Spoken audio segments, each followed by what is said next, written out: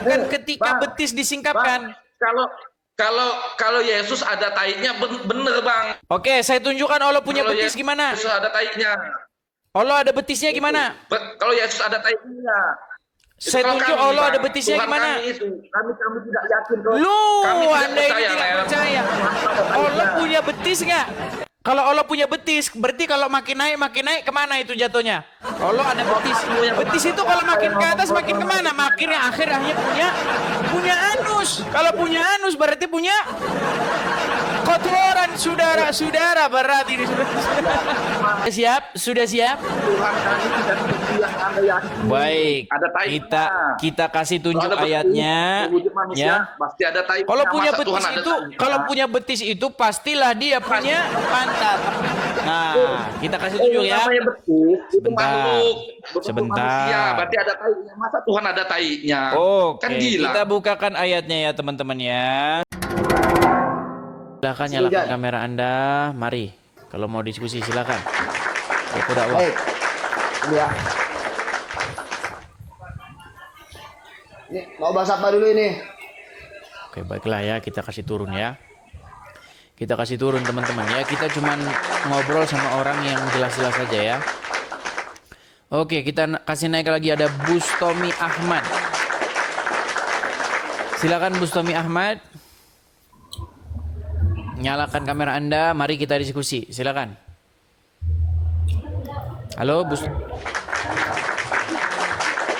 Ini nampaknya kemarin Anda lagi memberitakan Al-Qur'an, Anda ditampol.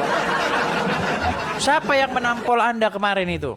Anda lagi memberitakan Al-Qur'an tapi Anda kena tendang. Kenapa itu, Bang? Gimana? Bahan diskusinya apa sekarang? Kemarin kita kan lagi diskusi, betul? Ya. Nah, kemudian ada orang yang memukul kepalamu. Iya. Siapa itu? Itu penyusup Mas Edis. Penyusup, berat ini. Bukankah Anda itu lagi memberitakan Al-Qur'an, tapi kenapa Anda malah ditampol? Berat ya. Ya silakan. Apa mau Anda sampaikan? Silakan.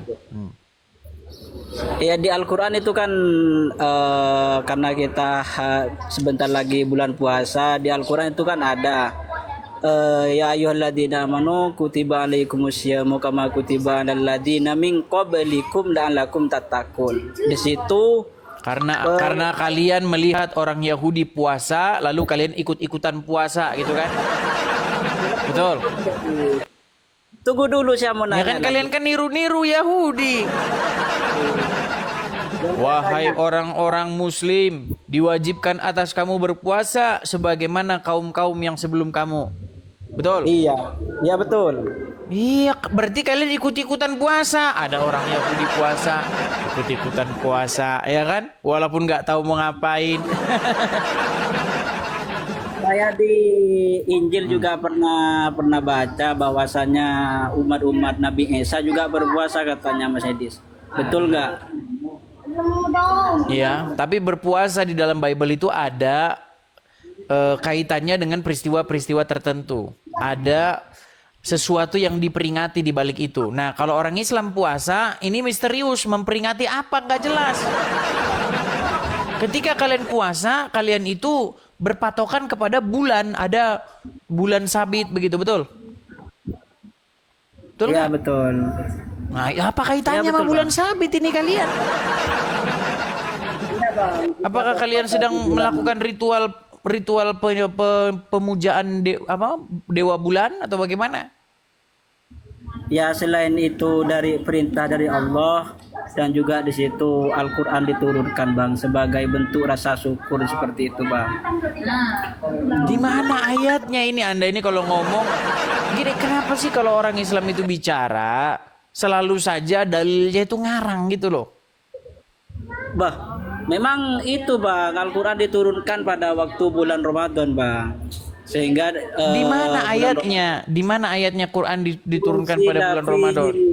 Unzila fihil Qur'anu hudal Pokoknya ada ayatnya gini, Bang. Pokoknya pantesan Anda kemarin kena tampol. Nanti Anda kena tampol lagi dari belakang itu. Karena asal ngomong, asal bicara saja. Quran itu diturunkan pada malam Lailatul Qadar. Nggak ada diturunkan pada bulan Ramadan. Selalu saja Anda ini ngarang bebas loh. Di dalam Al-Quran itu dibilang begini, diwajibkan atas kamu berpuasa. Betul? Ya, betul. Sebagaimana kaum-kaum yang sebelum kamu. Siapa itu kaum-kaum sebelum kamu? Makanya saya tanya kepada sambian, Bang. Ya orang-orang Quraisy lah, bagaimana orang-orang agamanya Muhammad. Gimana? Betul tidak? Emang ini pengikut Nabi Isa nggak diwajibkan berpuasa? Di mana pengikut Nabi Isa di dalam Quran berpuasa? Di mana? Yang saya baca di beberapa sejarah itu umat-umat terdahulu yang menjadi Iya, di mana? Siapa umat terdahulu yang berpuasa dalam Al-Quran? Siapa? Apakah orang Wahyudi? Apakah orang Nasrani? Apakah orang Quraisy? Yang mana? Yang dimaksud umat terdahulu yang berpuasa itu yang mana? semuanya, Bang, orang-orang Yahudi dan Nasrani, Bang. Mana ayatnya? Mana? Bukan di ayat tapi di sejarah, Bang. Makanya saya bilang, Bang, ketika Anda menjelaskan agama Islam, Quran Anda itu hampir-hampir tidak ada gunanya. Bukan gitu, Bang. Kan sampean itu kadang mengklaim bahwasannya kenapa kalian menyembah sesuatu orang yang sudah dikubur. Lompat lagi. Fokus saja dulu, Bang. Begini loh. Ketika orang Islam ditanya tentang agama Islam, kenapa orang Islam itu bicaranya bukan pakai Al-Quran, tetapi pakai Al-Congor? Itu yang saya sesalkan. Coba kalau ngomong pakai Al-Quran, dalilnya ada di Quran gitu loh. Masalahnya sampean itu selalu Masalahnya Al-Quran kami tidak lengkap, Bang. Gitu bilang. Masalahnya Al-Quran kami ini hampir-hampir tidak ada gunanya, Bang. Makanya kami ketika menjelaskan haruslah pakai congor kami gitu. Bang, begitu, Betul. Bang. Ya, diizinkan saya ngomong dulu, Bang. Silakan. Maksud daripada lengkap itu, Bang, Al-Quran tidak mungkin menerangkan tentang bagaimana membuat cilok, Saya nggak nanya bagaimana membuat cilok. Saya nggak nanya itu. Yang saya tanya nih, tunjuk satu keturunan Ismail yang jadi nabi di dalam Al-Quran, yuk. Silakan. Kalian kan mengklaim bahwa Islam ini adalah garis keturunan nabi ya dari Ismail. Nah, sebutkan satu orang. Siapa nabi yang jadi Quran keturunan Ismail? Atau gini aja dah, nggak usah nabi dah. Tunjukin satu keturunan Ismail di dalam Al-Quran, siapa? Kalau yang saya tahu itu kalau nabi itu hanya Nabi Muhammad, Bang. Kalau dari Oke, di mana dalam Quran bahwa Muhammad itu keturunan Ismail? Di mana? Tidak ada kalau ayatnya, Iya, Bang. nggak ada. Makanya saya bilang kalian ini selalu saja menebarkan bohong, menebarkan dusta, menebarkan fitnah.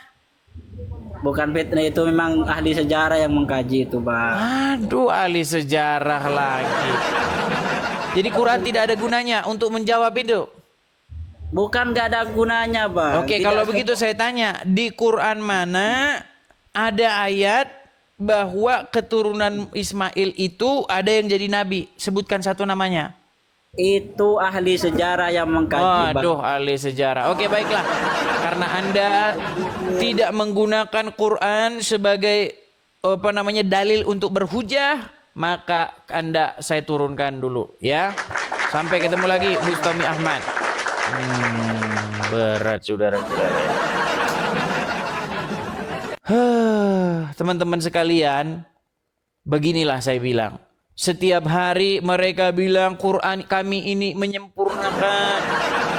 Quran kami ini sebagai kitab penjelas. Giliran ditanya, Qurannya tidak dipakai untuk menjelaskan. Lalu di mana kata-kata Quran sebagai kitab penjelas itu di mana? Aduh, sungguh Anda ini penebar dusta yang nyata, saudara. Ya, nggak boleh begitu, saudara-saudara. Akhirnya, cie. Datang si Palen kita. Halo Palen, silakan nyalakan kameramu Palen. Oh, open cam. Oh iya dong, kau dulu ngomong. Aku tidak mau diskusi dengan gambar-gambar. Apa itu? Sekarang, ayo saya turuti kemauan saudara Valen ya. Silakan. Umar Al-Fariski. Silakan nyalakan kamera. Jangan grogi, jangan takut, jangan gemetar. Tenang, tenang. Si Juma sudah saya karungin dia. Silakan. Bentar, gua mau cari. Aduh, kenapa ini kok kresek. Jangan grogi dan jangan panik. Yuk, silakan. Ini sudah banyak ini orang-orang yang menanti-nantikan bagaimana ini kelanjutan antara Valen dengan si Juma. Oke. Nah, ini kan mantap. Jangan goyang-goyang itunya apa? Masih kresek-kresek gitu. Iya. Apanya? Oke, sekarang udah bagus. Jangan digoyang-goyang lagi HP-nya. Aduh, ini nampaknya Umar Al-Fariski sedang menggunakan HP yang masih generasi jadul ini. Kok sampai kresek-kresek begitu? Nah, ini boleh nggak pakai masker, Dis? Kamu mau ngikut-ngikutin Juma? Begini loh, Umar Al-Fariski gini. Gua pakai masker aja. Setahu saya nih, yang pakai masker itu, yang pakai cadar itu adalah kaum wanita. Kalau ada laki-laki pakai masker, pakai cadar, namanya Zuma. Alias Zulkifli M. Abbas alias Nur Alim. Gua mau tanya sama lu kan Kristen, Dis. Kemarin itu ada diskusi terkait siapa yang nyolong kitabnya Karisteng. Kan gitu, Dis ya. Siapa yang nyolong? Iya, perasaan yang nyolong kitabnya nyolong kitabnya Yahudi sampai kitab Karisteng. Ada tuduhan bahwa Karisteng itu nyuri kitabnya Yahudi. Gue bingung di sini, Dis. Siapa yang melakukan tuduhan itu? Yuk lihat aja di YouTube itu kan banyak. Nampak-nampaknya Palen kok masih ada takut-takut sama Juma sih? Aku kan ngomong sama lu barusan, Dis, terkait diskusi kemarin antara Bom dengan Juma. Oke. Nggak tahu Juma itu nama beneran apa kagak di sini. Nama palsu. Satu-satunya organisasi yang didirikan katanya di bawah Kemenkumham, tapi pimpinannya pakai nama palsu adalah APII. Satu-satunya organisasi yang pengikutnya, tetuanya pakai nama palsu. Hebat kan? Hebat sekali. Silakan. Bentar dulu, Dis. Gue ini orangnya objektif gitu loh. Ketika Karisteng dituduh nyolong kitabnya Yahudi, Dis ya. Itu kitab Yahudi abad berapa yang dicolong, Dis? Coba kau bisa bantu kira-kira. Saya nggak tahu yang menuduh itu siapa dulu. Makanya ini saya juga merasa terheran-heran. Yang nuduh ini siapa gitu loh. Makanya dulu gua Karisteng, Dis. Tapi saya dalam sejarah itu Karisteng nggak pernah nyolong kitabnya Yahudi, Dis. Iya, makanya yang menuduh itu coba dibawa suruh sini dulu, dia yang nuduh itu suruh sini. Nah, terus begini, Dis. Akhirnya BAB kan nggak terima, Dis ya. Lu tahu kan BAB rest area ingin menantang Zuma untuk berdiskusi dengan tema siapa yang nyolong kitabnya Yahudi, Dis. Kan Tuhan mereka sama grup masker itu, Dis. Grup masker, buset dibilang grup masker loh. Berat ini saudara-saudara. Ya kan grup masker, Dis. Gitu loh, Dis. Aku bingung, Dis. Kira-kira kitab Yahudi yang mana yang dicolong Karisteng itu, Dis? Nah itu dia, makanya itu. Abad berapa? Kan Kristen punya kitab manuskrip Septuaginta, Codex Vaticanus, Sinaiticus, Alexandrianus. Yahudi manuskripnya Masoret, Dis, abad 90. Betul sekali. Nah, Karisteng ini nyolong dari mana? Makanya itu. Coba si Juma itu dibawa ke sini. Karena dia itu pasien saya yang lepas itu dari dulu itu. Ini orang pasien saya ini lepas. Makanya dia nggak berani ke sini. Takut saya buka ke dokternya. Iya. Gue itu sering diskusi, tapi gue nggak terlalu fanatik gitu sampai mengintimidasi, membuat satu alur narasi hoax gitu, Dis. Padahal yang nyolong kitabnya Yahudi di situ kelompok Nazi loh. Nazi itu kan bukan Kristen. Yang menyuruh menerjemahkan Torah ke dalam bahasa Greek Ptolemaios. Ptolemaios bukan Kristen, Dis. Nah, gue heran di situ gitu loh. Kok bisa-bisanya ya, Dis ya? Nah, begini, Bang Umar ya. Jadi sekarang Dis, gua udut ini, Dis. Aku tutup dulu, gua udut ini. Ya, jadi begini, Umar. Nanti kalau Anda menutup kamera, nanti banyak orang protes ini karena di sini wajib menyalakan kamera ini. Umar Al-Farizki. Jadi begini ya, Bang Umar. Ini juga suara Anda feedback juga ini. Ini sangat memprihatinkan ya. Begini, teman-teman. Ini Valen ini dia ini kan dulu Karesteng, dulu Kristen, lalu dia masuk Islam. Dan ketika dia masuk Islam tuh heboh dulu. Wah, sampai diundang podcast sama Ari Untung segala macam. Wah, bahkan dibangga-banggakan oleh Juma ya kan. Seiring berjalannya waktu, lama-kelamaan dia menjadi ada konflik nih dengan si Juma ini. Karena si Juma mulai ngarang bebas. Saya masih ingat nih, pertama kali si Valen mengkritik Juma itu karena Juma itu saya bisukan dulu Valen ya, karena feedback. Eko, gini. Jadi pertama kali Valen ini mengkritik Juma karena Juma bilang begini. Orang Kristen dibaptis 5 kali sehari. Buset. Ini penyesatan yang nyata ini saudara-saudara. Demi Anda mengemis-ngemis. Demi Anda biar seperti orang Kristen. Katanya Islam dibaptis. Ini luar biasa penyesatan yang nyata ini. Lalu si Valen dengan gagah berani karena dia sudah mualaf masuk Islam. Kamu salah ini Juma, sampai minta maaf dia.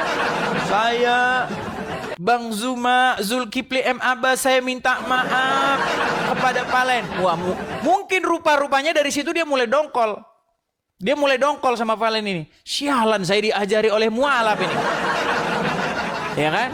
Sampai akhirnya terjadilah pecah, saudara-saudara ya. Jadi teman-teman yang belum Dis. Gimana? Gua mau tanya lagi, Dis. Silakan. Tuhannya si Billy lu kan, si Billy Yahudi kan lu tahu ya, Depok gitu loh. Billy Wahyudian. Billy ya itu kan Tuhannya YTPP. Umat Kristen juga mengimani YTPP sebagai bapa. Itu kok bisa sama dengan Tuhannya umat Islam menurut kelompok masker ya. Menurut kelompok masker. Iya, makanya itu. Makanya saya bilang, Tuhannya kelompok masker ini cobain jelas dulu dong. Allah kah? Atau Yahweh kah? Karena si Nandar dan kawan-kawan masih mengisi seperti itu. Bahkan dia pakai kaos-kaos tuh tulisannya Ibrani. Nah, itu dia Valen. Makanya aku turun dulu mau cari berita politik, guys. Oke lah, bahaya nanti sebab nanti langsung banyak inbox. Langsung banyak yang inbox, kamu saya pastikan. Silakan kamu membaca inbox yang sangat lucu-lucu. Makasih Dis ya. Sama-sama Valen. Ya, itulah teman-teman ya, si Valen ya. Simba Raja, silakan nyalakan kamera Anda. Nah, gitu dong. Kalau naik itu merokok, biasanya tambahin bir, Bang. Kalau mau ngomongin Allah dan Muhammad, ya kan? Biasanya muslim kesini nggak pakai baju lalu ngerokok. Saya bilang, tambahin birnya. Gitu, biar pas. Ya, silakan Bang. Anda muslim ya? Lo nih ngaco kadang-kadang ngomongnya. Oh, ngaco sih. Betul Anda muslim? Betul muslim. Muslim. Baik, kalau dari logat-logatnya Anda ngomong ini, nampaknya ini Anda ini tetangga saya ini. Sana Kedawi kam. Hah? Lampung, saya Lampung. Selapong ya. Nah, kita sekali ikam. Wah, ayo silakan. Silakan. Bang Sambaraja, kita punya diskusi ini tentang tunjuk satu keturunan Ismail yang jadi nabi dalam Al-Qur'an. Yo, silakan. Bang, kalau saya mau nanya tentang mau menunjukkan tentang masalah Ismail, tentang masalah Al-Qur'an, bahas dengan abang ya, itu kayaknya kurang pas Bang, karena gini, kalau di agama Islam, Al-Quran itu juga harus dipahami, harus pakai guru Bang. Di ayat berapa itu? Di ayat Quran berapa, surat berapa, bahwa Quran harus dipahami pakai guru? Ada kata-kata ijma, ada kata-kata kiasnya Bang. Apalagi abang seorang non-muslim, tentunya untuk memahami Al-Quran itu tentunya sangat tidak mudah Bang. Itu. Karena Al-Quran itu tidak bisa ditelan mentah-mentah, karena ada ayat yang satunya berkaitan dengan ayat yang satunya gitu. Oke, udah bisa saya tanggapi? Baik ya. Jadi begini teman-teman. Jadi pemahaman yang sesat semacam ini itu sudah hampir meracuni segala lini. Padahal tidak ada dalam Al-Quran yang seperti yang Anda barusan katakan. Tidak ada. Al-Quran itu kalau mau dipahami harus ada guru. Nggak ada ayatnya itu. Yang ada dalam Al-Quran, Al-Quran itu dibuat mudah. Al-Quran itu dipermudah bagi Anda. Lebih paham kami orang muslim Bang ketimbang abang gitu loh. Ya sudah, baiklah. Supaya kita tidak berdebat, gini. Supaya kita tidak berdebat gini Bang. Bang, Yai, dengar dulu Yai. Saya lagi ngomong Yai. Tadi Kiai ngomong, saya diam. Ya kan Yai? Jadi gantian Yai. Biar enak kita ini ya. Nah, jadi menurut Anda bahwa saya tidak paham Al-Quran. Oke lah, supaya tidak debat kusir, saya turuti sajalah. Nah sekarang, menurut kalian yang paham-paham Al-Quran ini, coba, kalian kan terus-menerus berkata bahwa keturunan Ismail yang ada jadi nabi namanya Muhammad, kan? Kebohongan kalian kan seperti itu. Nah, coba, saya minta tunjuk satu keturunan Ismail yang jadi nabi di dalam Al-Quran. Silakan. Abang mau bicara Abang mau bicara apapun tentang masalah Ismail ataupun Nabi Muhammad Bang, Abang tidak akan bisa menggoyahkan iman kami Islam. Bukan masalah menggoyahkan iman. Ini tidak bicara menggoyahkan iman. Yang saya tanya, sebutkan satu ayat di dalam Al-Quran yang mengatakan bahwa Muhammad itu adalah keturunan Ismail yang jadi nabi. Silakan. Saya itu kesini cuma mau nanya aja Bang, mau nanya ada sesuatu yang mau saya tanyakan tentang keyakinan Anda saja gitu loh. Berat saudara-saudara. Jadi mau ganti tema nih? Ya, mengenai saya mau bicara masalah gini loh Bang. Kalau bagi kami Bang, namanya Tuhan ya, Allah itu tidak bisa disetarakan dengan apapun Bang. Kata siapa? Yang namanya masih berbentuk, yang namanya masih bisa dilihat dengan kasat mata, itu bagi kami bukan Tuhan, karena Tuhan itu tidak ada yang setara dengan Tuhan. Oke, coba di mana ayatnya bahwa dalam Al-Qur'an Allah tidak bisa dilihat? Ayo tunjukkan ayatnya. Di mana ayatnya bahwa Allah tidak bisa dilihat? Mana ayatnya? Di surat Al-Ikhlas itu tidak ada yang setara. Oke, di dalam surat Al-Ikhlas itu bunyinya kul huwa, dengar dulu. Aduh, iya. Janganlah marah-marah ya, santai dulu ya. Kalah aja kita ini wah.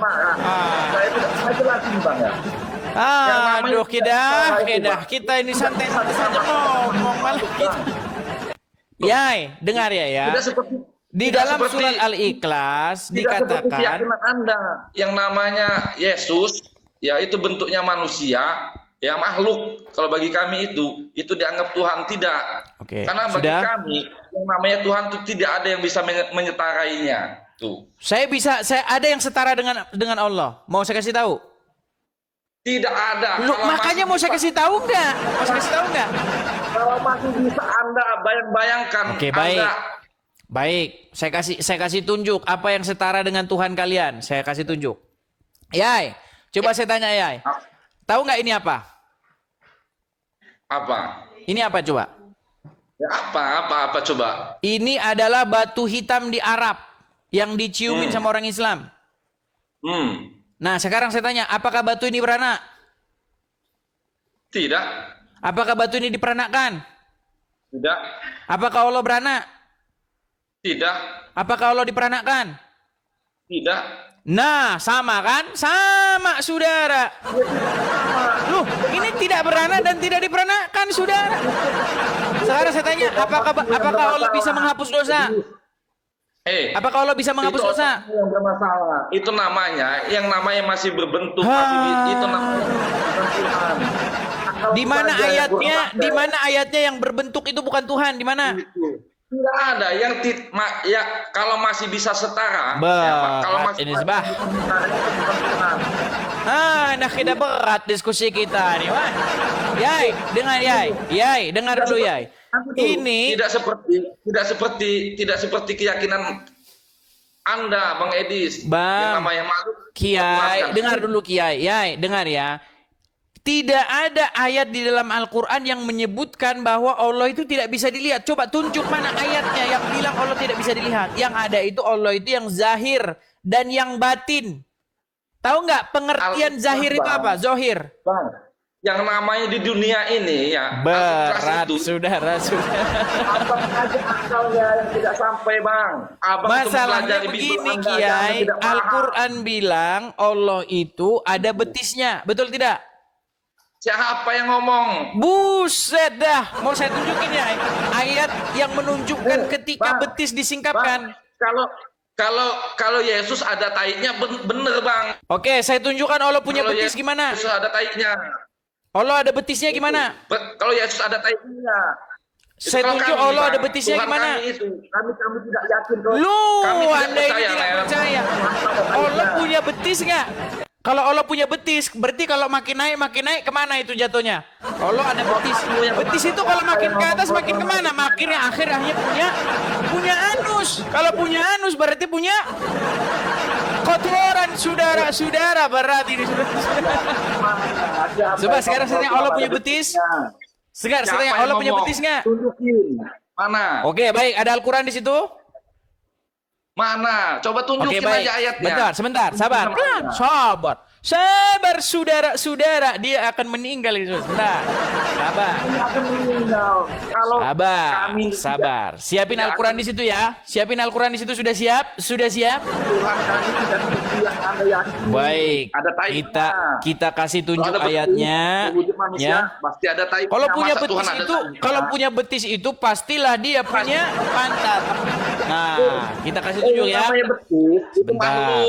Sebentar. Berarti ada taiknya. Masa Tuhan ada taiknya? Oke, kan gila. kita bukakan ayatnya ya teman-teman ya. Kita bukakan ayatnya. Oke, silakan dibuka Quran. Sudah siap Bang? Quran surat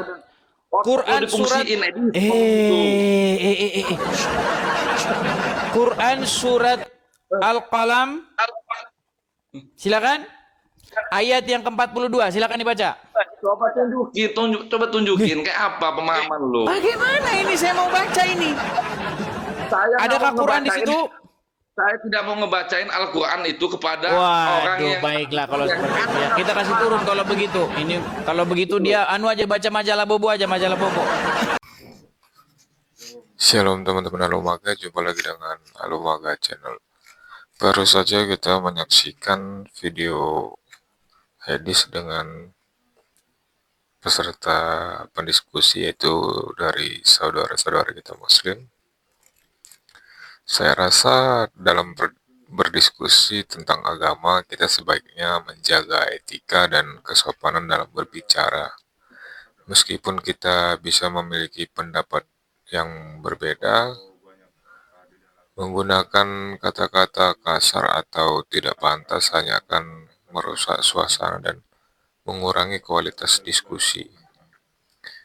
Agama mengajarkan kita untuk saling menghormati dan berbicara dengan bijak. Jadi, mari kita coba untuk tetap fokus pada inti permasalahan dengan cara yang lebih santun. Perdebatan yang sehat memang bisa melibatkan pandangan yang berbeda. Namun penting untuk diingat bahwa tujuan utama adalah saling memahami, bukan saling menjatuhkan.